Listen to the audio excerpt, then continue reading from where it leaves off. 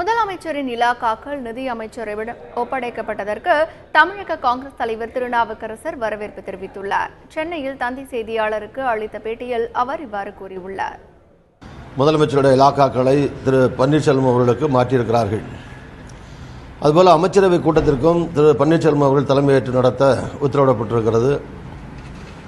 இது அரசியல் சட்டப்படி இந்த பொறுப்பு முன்னாள் இருமுறை முதலமைச்சராக இருந்த திரு பன்னீர்செல்வம் அவர்களுக்கு வழங்கப்பட்டிருப்பது ஒரு நிர்வாகத்திற்கான தொடர்ந்து அரசு செயல்படுவதற்கான தற்காலிகமான ஏற்பாடு. முதலமைச்சர் அவர்கள் மருத்துவமனையிலிருந்து திரும்பி வருகிற வரை இந்த ஏற்பாடு தொடரும் என்று அறிவிக்கப்பட்டிருக்கிறது.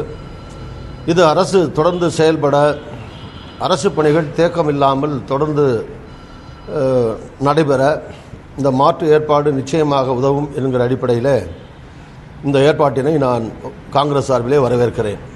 முதலமைச்சரின் இலாக்காக்கள் நிதியமைச்சரிடம் ஒப்படைக்கப்பட்டிருப்பதற்கு தமிழ் மாநில காங்கிரஸ் கட்சியின் தலைவர் ஜி.கே. வாசனும் வரவேற்பு தெரிவித்துள்ளார்.